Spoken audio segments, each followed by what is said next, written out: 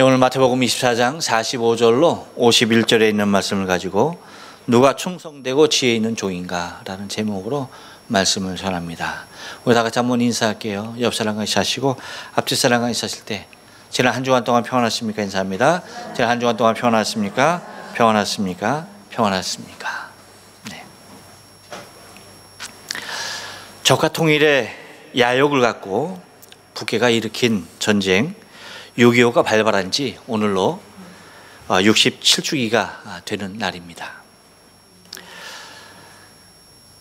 벌써 역사에 묻혀버린 일이 되고야 말았어요. 이제 그 전쟁을 직접 체험했던 그 세대도 거의 다 지나가고 이제 그 전쟁을 이제 역사로만이 알 수 있는 그러한 시대에 우리가 살고 있는 것을 바라보게 됩니다.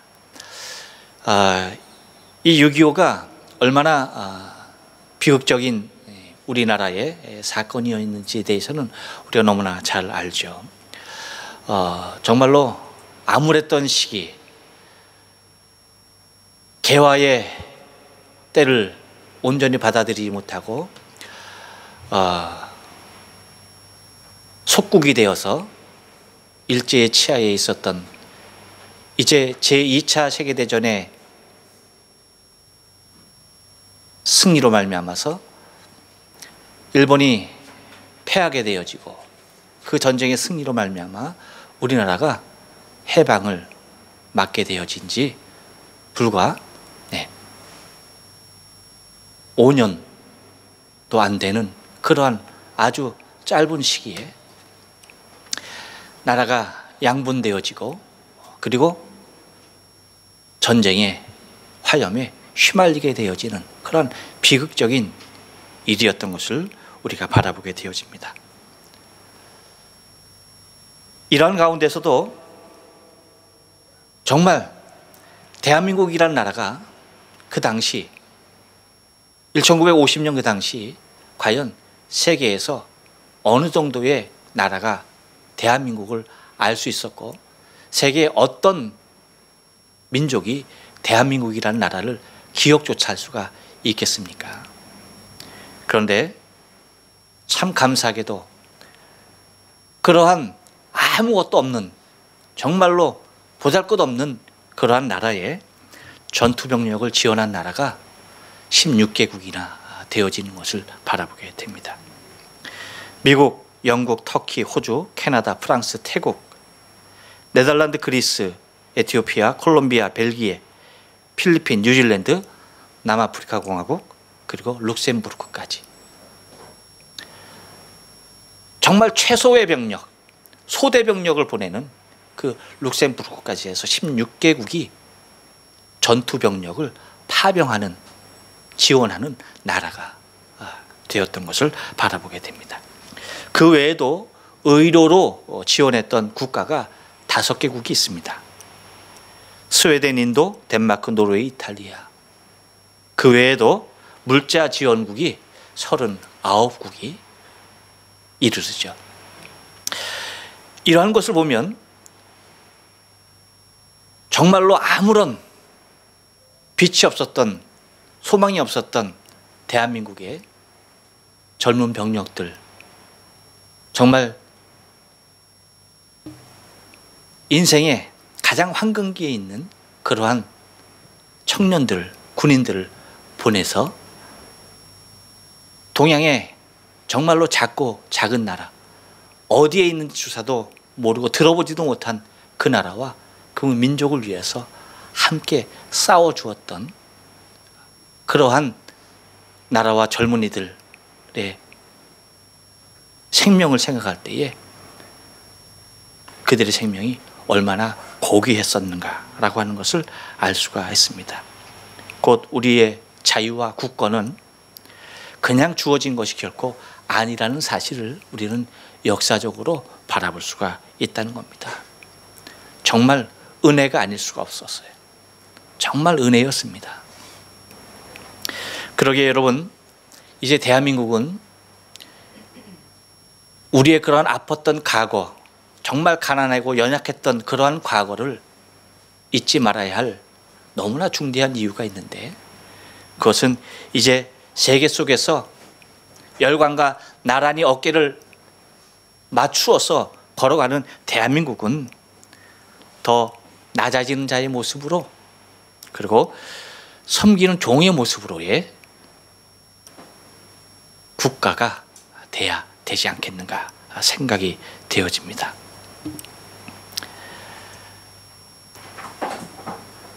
여러분, 누구에게나 인생의 가장 최종적인 맨 마지막에 하고 싶은 말과 듣고 싶은 말이 있을 거예요.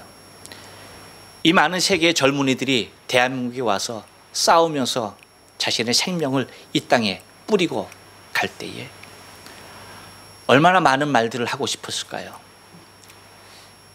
보고 싶은 부모, 형제, 그리고 자식들을 생각하면서 이 땅에 자신의 뼈를 묻어야 했었던, 이 땅에 자신의 피를 흘려야 했었던 그들에게 있어서 얼마나 할 말이 많이 있었을까요? 우리도 마찬가지죠. 우리도 어쩌면 우리의 인생의 마지막 때를 만나러 간다면 우리의 마지막 말이 무엇이 될까? 또한 내가 마지막으로 들어야 할 말이 어떤 말일까라고 하는 그러한 모습에서 궁금증은 더하여 갈 것입니다. 제가 지난 주간에 한국을 다녀왔습니다. 부친의 병상에 있는 모습을 보고 왔어야만 했는데 아버님께서 기력이 없으셔서 일어나지도 못하고 앉지도 못하고 그냥 누워서 있는 그 가운데 그냥 늘 입버릇처럼 얘기하는 말이 있습니다. 그것은 뭐냐면 모든 것이 주의 은혜입니다. 모든 것이 주의 은혜이고 주님 감사합니다. 그것이었어요. 그것이 아버지의 모든 말을 다 대변하고 있습니다. 그것은 지금 병상에 누워서 했던 말, 병상에 누워있기 때문에 하는 말은 아니었고 그분이 건강할 때도 늘 하시는 말씀이 그거였어요. 모든 것이 주의 은혜이고 모든 것 주님 감사합니다. 이것이 그분의 모든 말이었던 것을 바라보게 됩니다. 그런데 병상에 누워서도 동일하게 하는 말, 잊지 않고 하는 말이 바로 그 말이에요. 모든 게 주의 은혜고 모든 것이 주님 감사합니다. 바로 그 얘기를 하는 것을 바라보게 되어져요. 어쩌면 여러분, 우리가 마지막 때 주님이 이 땅에 공중 재림하실 때 주님을 만나 뵙게 될 때에 우리가 주님 앞에 해야 할 말이 바로 이 말이 아닐까? 주님 감사합니다. 모든 것이 주의 은혜였습니다. 바로 이 말이 아닐까 생각이 되어지고요. 또한 우리가 할 말은 그거지만 우리가 정말로 주님 앞에 들어야 할 말이 무엇이냐라고 할 때에 그 말은 다른 말이 아닐 거예요. 바로 오늘 제목과도 같이 착하고 충성된 종이라고 하는, 누가 충성되고 지혜 있는 종이가라고 할 때에 네가 정말로 충성되고 지혜 있는 종이었다. 네가 정말로 충성되고 착한 종이었다. 착하고 충성된 종아 나의 즐거움에 참여할지어다 라고 하는 아마 이 말이 우리가 들어야 할 가장 마지막 음성이 되어져야 되지 않을까 하는 그런 생각이 듭니다. 여러분, 그래서 오늘 본문을 통해서 정말 누가 충성되고 지혜 있는 종인가 우리가 좀 생각해 보면서 우리가 마지막 주님 오실 때에 충성되고 지혜 있는 종이라고 칭함을 받을 수 있는 저와 여러분의 신앙의 삶이 되어져야 할 줄로 믿습니다. 여러분, 누가 충성되고 지혜 있는 종입니까? 한번 따라서 합니다. 청지기임을 아는 종입니다. 예, 여러분 45절 중반절 말씀 보니까 이렇게 얘기해요. 주인에게 그 집사람들을 맡아라고 얘기합니다. 주인에게 집사람들을 맡았다라고 얘기해요. 이 말은 무슨 얘기냐면 나 자신이 주인이 아니란 얘기예요. 주인이 아니라 철저하게 종이란 얘기예요. 그러니까 주인의 것을 잠시 맡은 청지기임을 알고 살아가는 것이 가장 중요한 일이다라고 하는 것입니다. 여러분, 많은 사람이 인생을 살아갈 때에 주인의 모습으로 살아갑니다. 나 자신의 생명이 나의 것이고 또한 내 자신이 나의 주인으로서 모든 것을 주장하는 자로 삶을 살아가는 것을 바라보게 되어져요.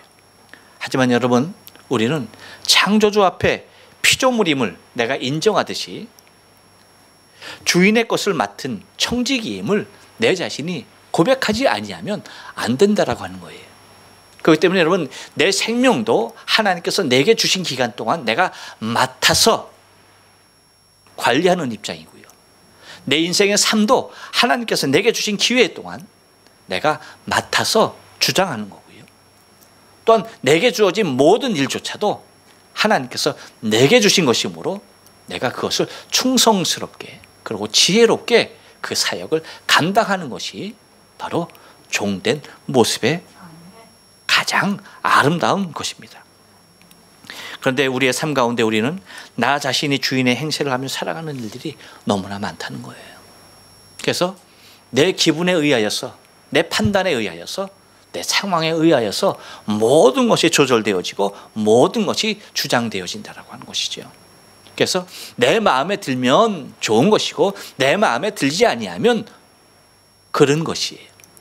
내가 보기에 옳으면 맞는 것이고 내가 보기에 틀리면 그것은 전혀 아닌 것이죠. 이렇듯 내 자신이 주인이 되어서 판단하는 일들이 너무나도 많다는 겁니다. 하지만 정말로 충성되고 지혜 있는 종은 주인이 따로 있고 나는 주인에게 주인의 것을 맡은 바 되어진 청지기임을 잊지 말고 그 직분을 최선을 다하여 감당하는 것이 매우 중요하다 하겠습니다. 그래서 청지기에 있어서, 종에게 있어서의 중요한 것은 내 중심, 내 기분이 아니라, 내 상황이 아니라, 내 뜻이 아니라 곧 주인이 어떠한 뜻과 주인이 어떠한 상황인 것을 알고 그 은혜를, 그 모습대로 섬기는 자의 모습이 온전한 청지기인 것을 우리가 바라볼 수가 있다는 것입니다. 그러면 여러분, 우리의 모든 일들은 나 자신의 독단적인 행동은 우리가 삼가하며 주의 거룩한 뜻이 무엇인지, 내 주인의 뜻이 무엇인지, 내 주님이 지금 내가 무엇을 원하고 있는지에 대하여서 분별하며 그 모습에 맞춰서 내 삶을 드리며 살아가는 것이 여러분 가장 아름다운 신앙의 모습인 것을 잊지 말아야만 합니다. 그것이 청지기임을 아는, 내 자신이 주인이 아닌 종인 것을 아는, 내가 주인의 것을 맡은 자라고 하는 사실을 겸허하게 고백하며 살아가는 자의 모습이라고 할 수가 있는 것입니다. 또 하나, 누가 충성되고 지혜 있는 종이냐라고 할 때에 한 번 더 따라서 합니다. 주인이 원하는 일을 하는 종입니다. 여러분 45절 하반절 말씀 보니까 이렇게 얘기해요. 때를 따라 양식을 나눠줄 자가 누구냐라고 얘기합니다.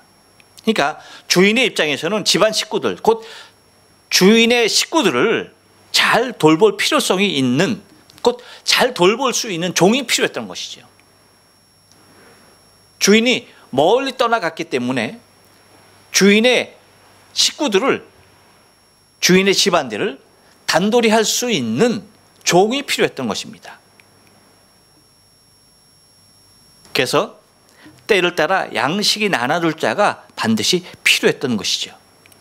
그래서 이 일에 대하여 묵묵히 감당할 수 있는 자가 종인데 바로 그 사람을 주인이 세우길 원했던 것입니다. 그렇다면 여러분, 우리가 무료할 것이 있어요. 그럼 과연 누가 주인의 집 사람들인가? 그리고 또 주인이 원하는 일을 하는 종은 누구인가? 라고 하는 것이죠. 여러분, 종은 누구입니까? 나 자신에게 이야기합니다. 가슴에 손을 얹으면서 이렇게 합니다. 바로 내가 종입니다. 네, 내가 종이에요. 내가 종이고요. 그러면 누가 주인의 집 사람들인가? 라고 할 때에 그것은 다른 사람이 아니라 누구입니까? 내 주위에 있는 모든 사람들, 곧 주인의 양식이 필요한 모든 사람들이 곧 주인의 집 사람들인 것을 바라볼 수가 있는 것이죠. 여러분, 마태복음 25장에 보면은 예수님께서 세 가지 비유를 들어주셔요. 그 세 가지 비유가 뭐냐면 첫째는 열처녀의 비유입니다. 그리고 두 번째는 달란트 비유예요. 그 다음에 세 번째는 양과 염소의 비유를 들어주고 있습니다. 그래서 그 양과 염소의 비유에서 주님께서 말씀하시는 것을 보면은 25장 34절 이하에 보면 이렇게 얘기해요. 그때에 임금이 오른편에 있는 자들에게 이르되, 양들에게 이르는 겁니다. 뭐라고 얘기하는 거니?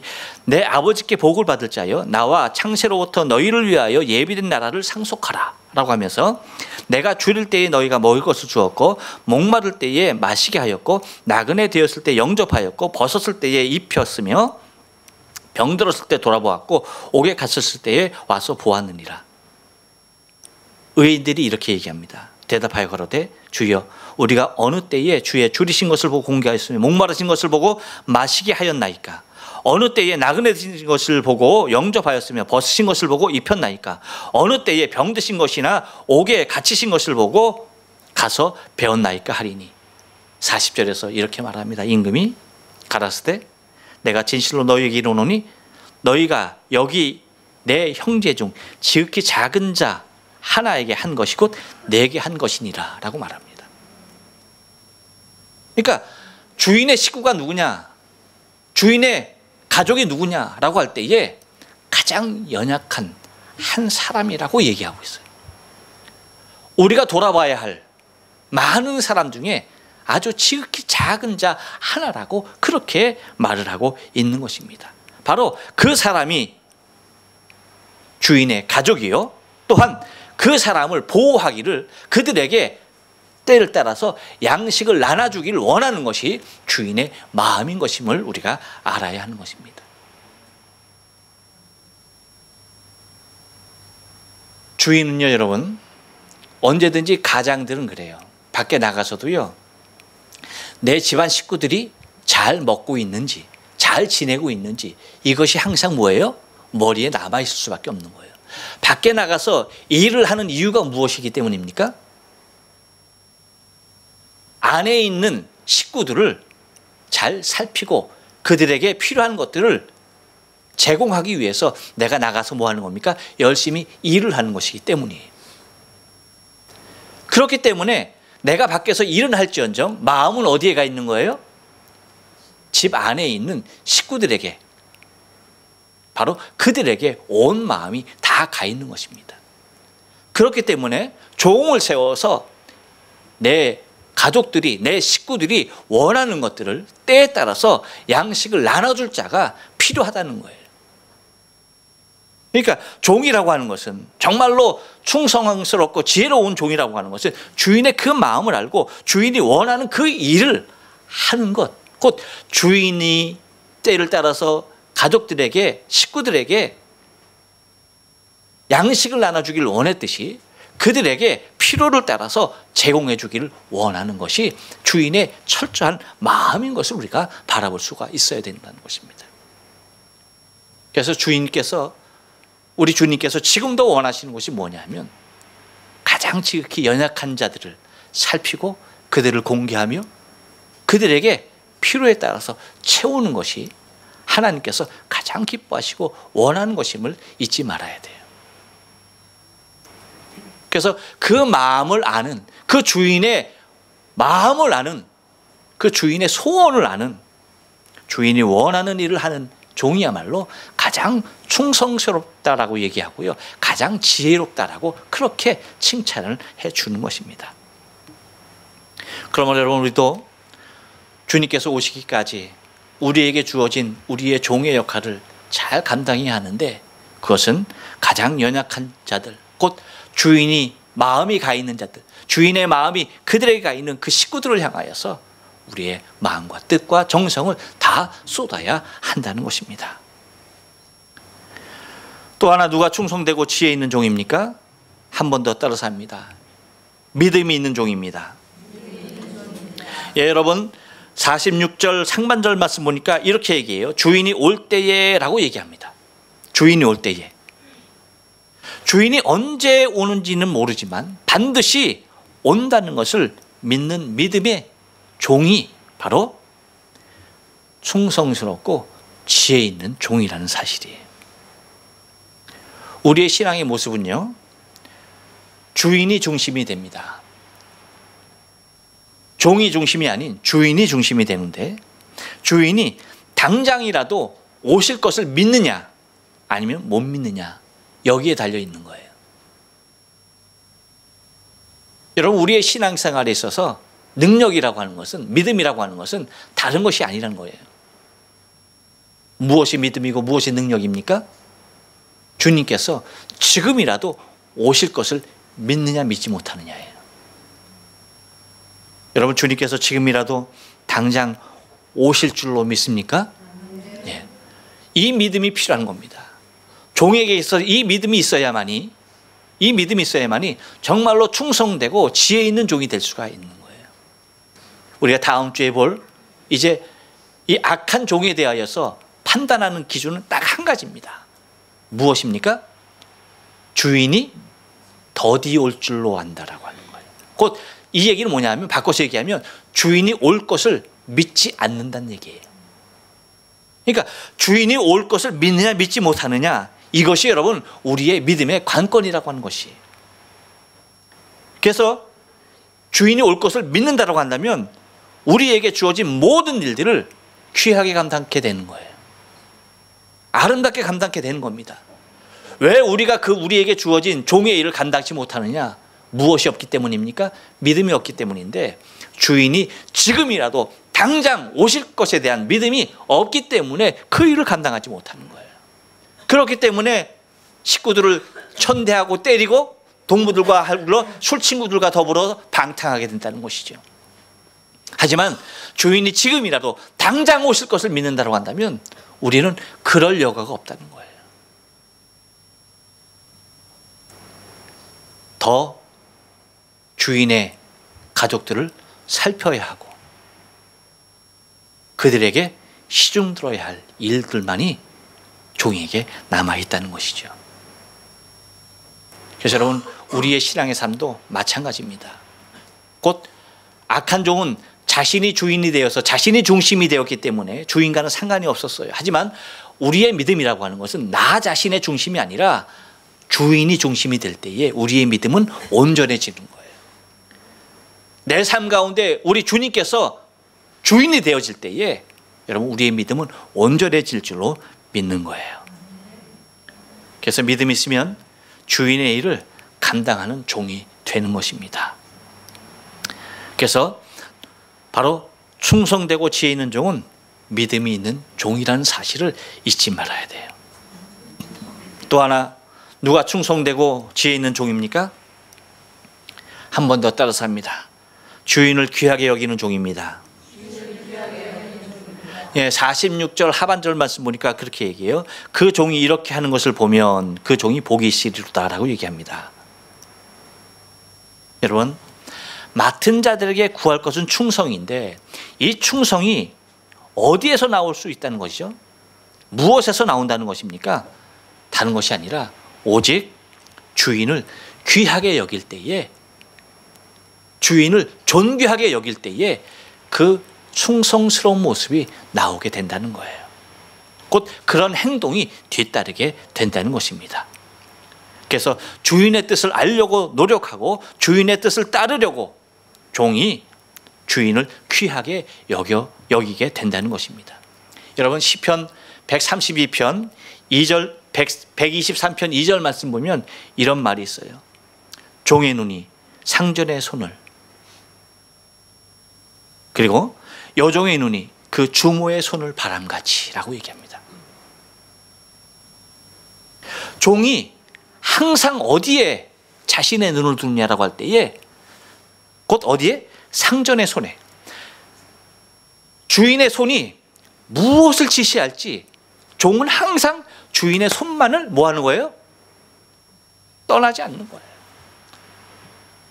그 주인의 손만을 주시하고 있는 거예요. 그리고 여종이 그 주모의 손을 바람같이 무엇을 지시할지, 무엇을 하달할지, 곧 주인이 나 자신을 부르는지 안 부르는지, 무엇을 원하는지 그 손짓만 보고 있다는 거예요. 여러분, 여기에는 어쩌면 종의 입장에서는 인격적인 대우를 받고 있는 것이 아니에요. 보세요. 눈도 아니고 뭐예요? 손이에요. 손. 말소리도 아니고 뭐예요? 손이에요. 행동이에요. 손가락 하나 어떻게 까딱하는지 그걸 주목하고 있다는 거예요. 그러면서 그렇게 얘기합니다. 우리 눈이 여호와 우리 하나님을 바라며 우리를 긍휼히 여기시기를 기다리시나이다 라고 얘기합니다. 그러므로 여러분, 우리의 눈이 여호와 우리 하나님을 바라며 그분의 긍휼을 기다리는 것이 우리가 여호와를 귀하게 여기는 것이 됩니다.